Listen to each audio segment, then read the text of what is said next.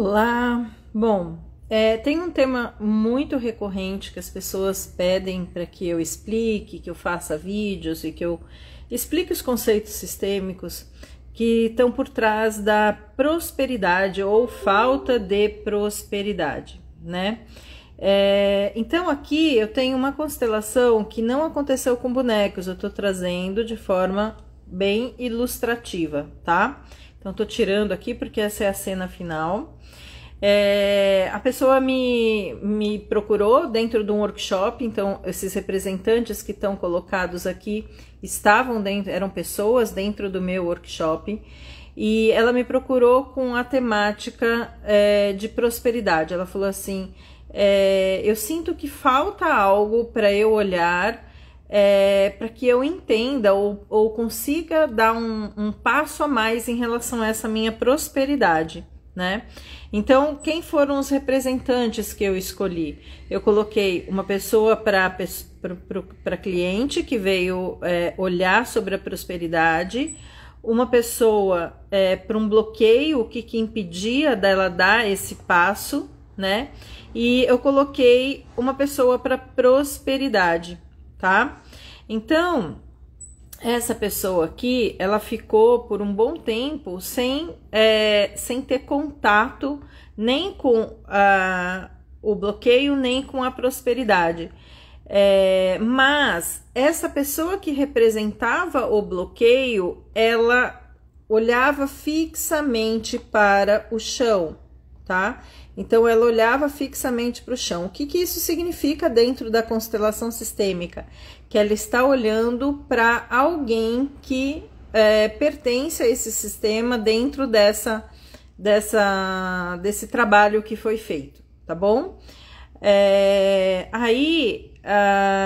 Na sequência, então, seguindo a indicação dessa representante do bloqueio, eu coloquei uma pessoa aqui que eu não sabia quem era. Na verdade, ele até se posicionou assim, nesta posição, né? Eu não sabia quem era, e essa pessoa estava em sofrimento, né? Então essa pessoa começou a ficar emocionada, a chorar, e essa pessoa aqui, quando ele entrou, ficou congelada, é como se perdesse o acesso aos próprios sentimentos, né? E ela falava assim para mim: nossa, eu tô muito congelada. Ela não usava o termo congelada, mas ela falava: eu não sinto nada. E aí eu fui deixando para ver se tinha algum movimento. Essa pessoa se afastou um pouco e olhava para essa cena, mas não fixava o olhar para a prosperidade, que estava aqui meio que escondida, não conseguia fixar o olhar. E qual foi a dinâmica, né? Eu usei uma fala mais ou menos no sentido de... Eu não vou lembrar exatamente a fala que eu usei, porque já faz um tempo que eu fiz a constelação, mas eu sinto muito.